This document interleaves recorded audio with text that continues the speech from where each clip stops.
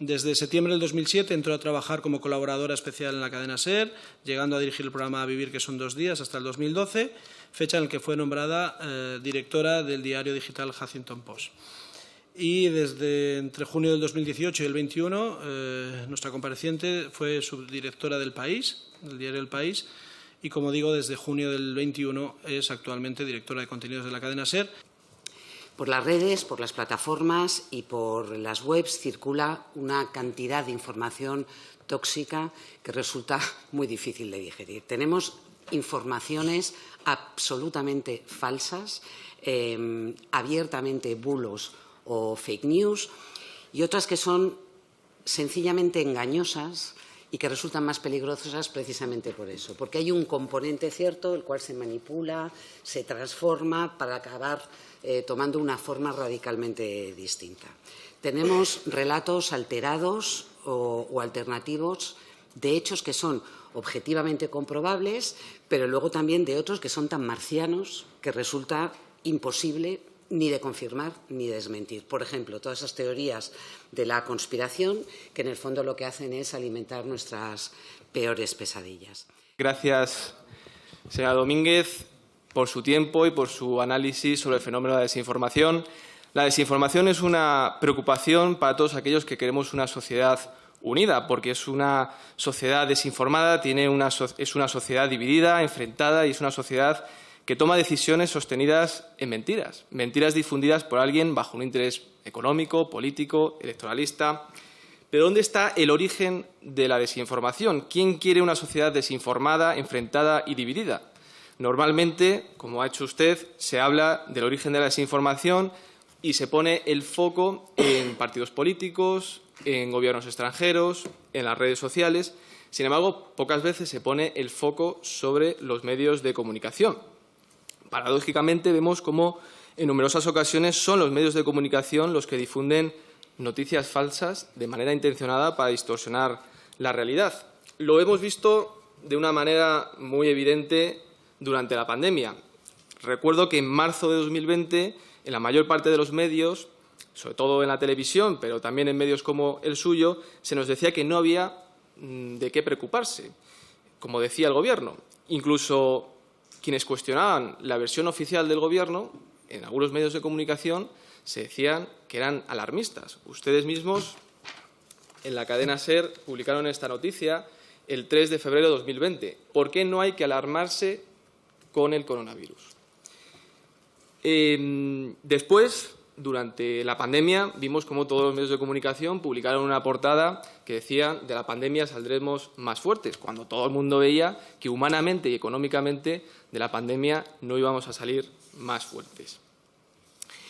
Y por irnos más cerca, los principales medios de comunicación en España han sido un ejemplo claro de desinformación. Decían en los medios como el suyo, en la cadena SER, que Trump había dicho en un mitin que si no ganaba las elecciones iba a haber un derramamiento de sangre en Estados Unidos. Aquí está este titular de la cadena SER. Y muchos ciudadanos pues, fueron a las redes sociales, fueron a YouTube, escucharon el discurso completo de Donald Trump y vieron que no había dicho esa barbaridad, que era un enfoque erróneo y una desinformación lanzada por los medios españoles. Y es que los ciudadanos ven cada vez de una manera más habitual cómo los medios de comunicación en España tienen un sesgo ideológico evidente. Ven cómo los editoriales y los titulares de ABC, del Mundo, de La Razón, son similares. Parece que han sido escritos por la misma persona en el mismo despacho, pero lo mismo sucede con medios con otro sesgo ideológico, como El País, El Diario.es, La Sexta, La SER. Todos tienen editoriales y titulares similares, ¿no?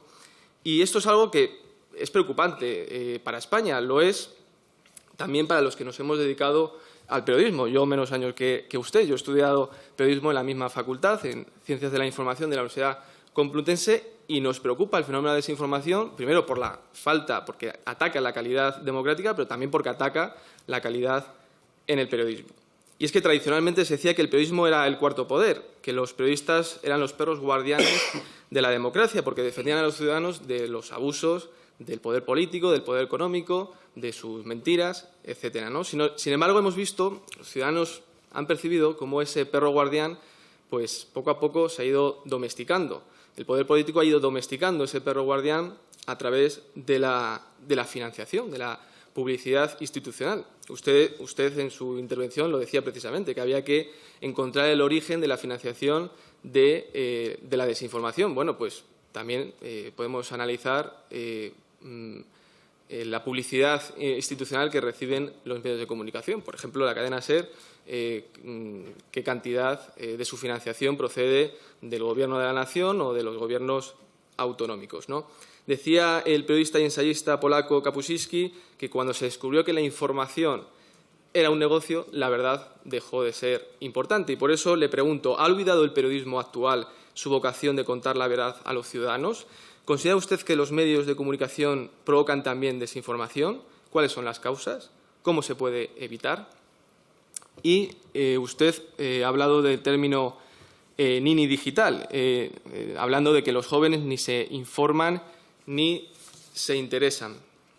Y bueno, yo le quería traer otro término que también se está utilizando en las redes sociales, y es el término jovelandés. No sé si usted lo ha escuchado, jovelandés. No sé si usted lo ha escuchado en alguna ocasión. Es un término que se ha popularizado en las redes sociales para entender las causas del aumento de la inseguridad que se vive en España. Este término empezó a utilizarse en las redes sociales cuando muchos usuarios percibían que los medios de comunicación hablaban que en España cada vez hay más inseguridad, que se hablaba de casos de robos con violencia, de violaciones en grupo, pero sin embargo veían cómo esos medios de comunicación no contaban el origen real de esos casos. Hablaban de que cuando ibas al quién ha cometido estos delitos, pues se decía, ha sido un joven o un grupo de jóvenes.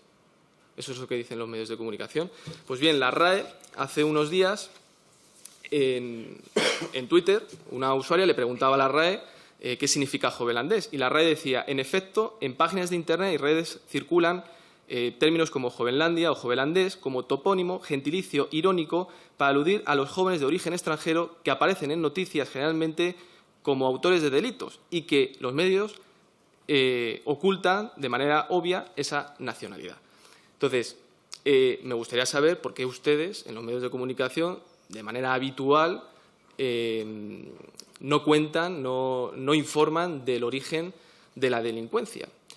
Hablan de la nacionalidad cuando el delincuente es español, pero cuando el delincuente no es español nos ocultan ese origen, ¿no? Muchas gracias por ver el vídeo. No te olvides de suscribirte, darle me gusta y activar la campanita. Nos vemos en el siguiente.